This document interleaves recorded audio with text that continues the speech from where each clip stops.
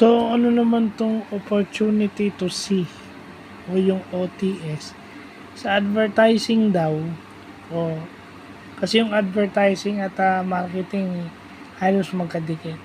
So, sa advertising o sa marketing daw, yun yung number of times na yung advertisement makikita dun sa kanilang target audience.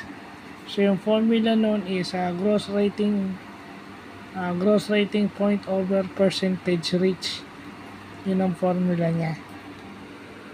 So, kasi in the old days, ilang beses makikita ng nanonood ng TV yung advertisement mo. Nowadays, gaano kadalas nakikita yan sa Facebook, Instagram, Twitter.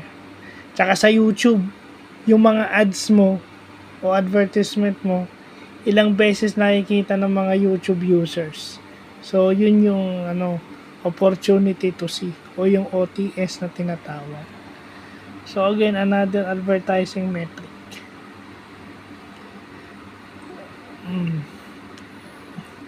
Na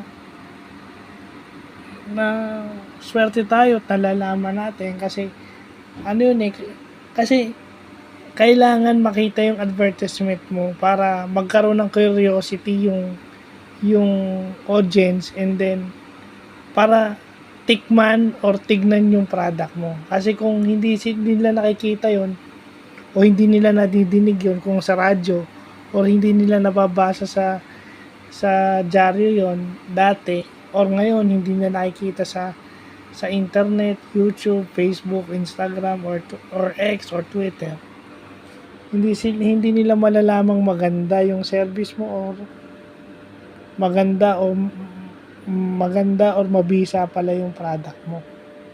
Kaya 'di ba sa Facebook uso yung nagpo-promote sila ng